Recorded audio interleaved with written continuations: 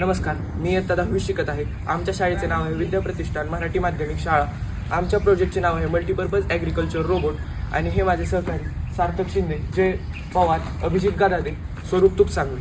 आमचा हा प्रोजेक्ट निवडण्यामागचे कारण की शेतकरी हा आपला राष्ट्राचा कणा आहे. तरी शेतकऱ्याला अनेक संकटांचा सामना करावा लागतो. छोट्या शेतकऱ्यांना त्याच्या शेतीसाठी मोठे इक्विपमेंट्स घेणे कठीण असते. त्यामुळे आम्ही शेतीसाठी लागणारे सर्व इक्विपमेंट्स एकाच रोबोटमध्ये बनवण्याचा हा प्रयत्न केला आहे. हा आपला प्रोजेक्टचा बेस मॉडेल आहे आणि त्यामागचा जे आपले मेन मॉडेल आहे. या प्रोजेक्टमध्ये शेतकऱ्यांना ग्रास कटर, खत फवारणी करण्यासाठी, पाणी ठिबक सिंचन, वॉटर स्प्रिंकलर इरिगेशन यासाठी वेगवेगळ्या मशीनची आवश्यकता असते. परंतु हे सर्व पॉईंट्स आपण एकाच मशीनीत ॲड करून हा प्रोजेक्ट तयार केला आहे. या प्रोजेक्टचा पहिला पॉईंट म्हणजे ग्रास कटर. ग्रास कटरचा वापर हा शेतातील जे विनाकारण उगवलेले तण असतात, वीड्स, त्यांना कटिंग करण्यासाठी केला जातो. यामध्ये 6 वोल्टच्या 2 मोटर वापरून त्यासोबत ग्रास कटिंग ब्लेड्स वापरले आहेत.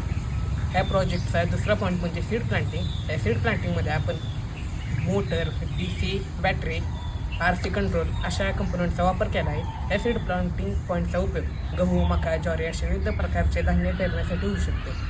यामध्ये आम्ही सोलर प्लेट बसवलेली आहे. ही सोलर प्लेट 12 वोल्टची आहे.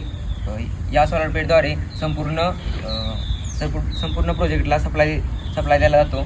यामुळे इलेक्ट्रिसिटीची बचत होते. या प्रोजेक्टमध्ये आमचा 5वा पॉईंट म्हणजे वॉटर पंप. यामध्ये फर्टिलायझर स्प्रेडिंग आणि वॉटर ड्रिपिंग हे 2 पॉईंट आहे. यामध्ये आपण वॉटर पंप वापरलेला आहे आणि 8 लिटरचे दोन पंप टँक वापरले आहेत. यामध्ये आपले लिक्विड फर्टिलायझर स्प्रेडिंग आणि ड्रिपिंग पॉईंट हे 2 कव्हर होणार आहे. आमच्या प्रोजेक्टचा 6वा आणि शेवटचा पॉईंट म्हणजे फर्टिलायझर स्प्रिंकलिंग. आता आपण पाहतो की शेतकऱ्याला कीटकनाशके त्याच्या शेतात मारण्यासाठी पंपांचा वापर करावा लागतो, पण ते मानवी आरोग्यासाठी घातक असल्यामुळे आम्ही ऑटोमॅटिक स्प्रिंकल हा पॉईंट ह्यात ॲड केला आहे.